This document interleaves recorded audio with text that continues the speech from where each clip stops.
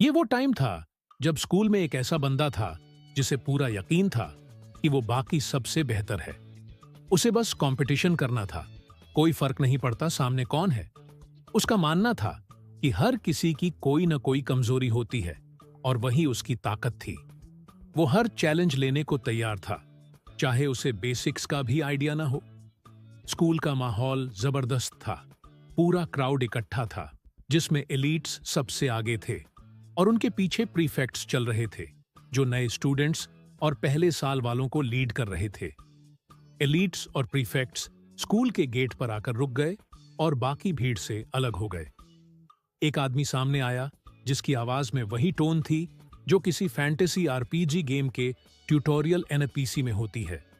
उसने ऐलान किया, मैं आप सभी छात्रों का स्वागत करता हूं इस स्कूल में, जो आप सभी बिगड़ैलों को बाहरी दुनिया के एक कदम करीब लाएगा। फिर उसने खुद को औपचारिक तरीके से इंट्रोड्यूस किया। मेरा नाम सेब है और मुझे आपका डिप्टी प्रिंसिपल होने का सौभाग्य मिला है। ये बंदा सिर से एकदम गंजा था और उसकी चमकती खोपड़ी सूरज की रोशनी में ऐसे चमक रही थी जैसे पॉलिश किया हुआ पत्थर। लेकिन जो चीज सबसे ज्यादा ध्यान खींच रही थी वो था उसका चेहरा, एक बड़ा सा डरावना स्कार जो उसकी आंखों से शुरू होकर ठुड्डी तक जा रहा था। जैसे ही वो स्कूल की वैल्यूज पर बोलने लगा, भीड़ में सन्नाटा छा गया। बट लेट्स बी ऑनेस्ट, कोई ध्यान नहीं दे रहा था। स्कूल में फोन यूज करने की परमिशन थी तो हर कोई अपने फोन में ही बिजी था। बस एक बंदा था जो अपने आप को सबसे बेहतर मानता था और उसने ऐसे दिखाया जैसे वो ध्यान से सुन रहा हो। लेकिन सच तो यह था कि उसका दिमाग कल की ड्रैगन बॉल वाली एपिसोड में अटका हुआ था, गोकू का कामेहामेहा।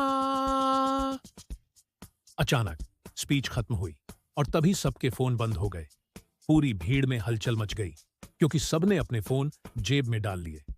फिर एक प्रीफेक्ट, सीनियर स्टूडेंट, आगे आया। मेरा नाम रोती है और मैं इस साल आपका हेड बॉय हूं। अगर किसी को स्कूल में कोई दिक्कत हो तो मुझसे पूछ सकते हैं। उसके बोलने का तरीका ऐसा था जैसे किसी बड़ी कंपनी का मैनेजर इंट्रो दे रहा हो। फिर उसने आगे कहा, अब आप सभी अपने फॉर्म क्लास टीचर्स से मिलेंगे जो आपके पूरे स्कूल लाइफ तक आपके साथ रहेंगे। तभी 4 एलीट्स सामने आए जो परमानेंट टीचर्स थे। रोती ने कहा, ये अब आपको नाम से बुलाएंगे और आपके क्लासेस असाइन करेंगे। इनके साथ आप पूरा दिन बिताएंगे, तो रिस्पेक्ट दिखाना। इसके बाद सभी प्रीफेक्ट्स और एलीट्स चले गए। अब नाम बुलाए जाने लगे। वही कॉन्फिडेंट बंदा थोड़ा घबराने लगा क्योंकि उसने पहले ही 3 टीचर्स को उनके लुक्स से जज कर लिया था और उनके साथ पूरा साल बिताने से डर रहा था। लेकिन उसकी नजर एक टीचर पर थी जो उसके सभी क्राइटेरिया पर फिट बैठती थी। फीमेल, फ्रेंडली और सब।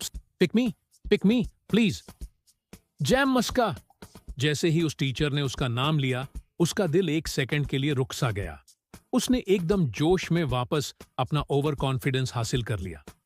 जैम मस्का, टीचर ने दोबारा कहा, इस बार एक शरारती मुस्कान के साथ जिससे जैम के पेट में हलचल मच गई।